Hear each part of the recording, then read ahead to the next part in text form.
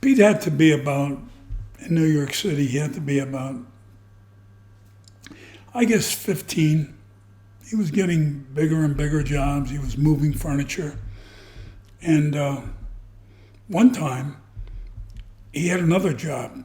So he told his younger brother, Frankie, who was about, I guess, 5, 6 years younger than him, to take that job of the woman, he gave her the address and so on, to move her furniture. So Frankie went, and Pete went to do another job.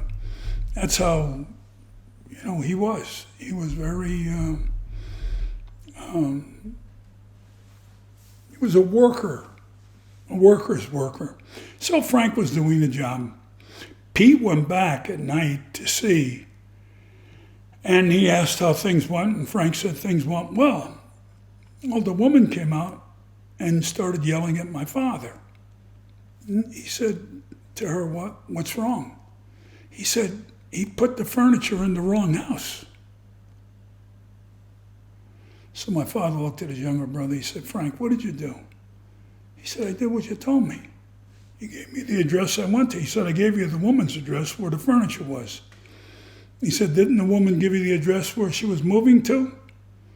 Yeah, well, what did you do? You moved the furniture to the other house? Well, he said there were 2 houses that were empty, so I put the furniture in the other house. So the woman started yelling and screaming. Well, Pete, being an honorable guy, said, look, don't worry about it. I'll take care of it. He got the furniture out of that house, brought it back into the house where it should go. He didn't charge her any more for it. It took him probably another 4 hours or so. But again, that's the way Pete was. He honored his commitments. His word was his bond. And again, he followed it through his whole life. It's the only thing he knew. And that's why he was very, very put off by individuals that did not uphold to the honor and integrity that they said they were going to do. The handshake and so on. So that's how Pete got his little reputation in the neighborhood. And he got job after job. And I had mentioned, I think earlier, the rail job. This was Pete. And he would do what he had to do to make that buck.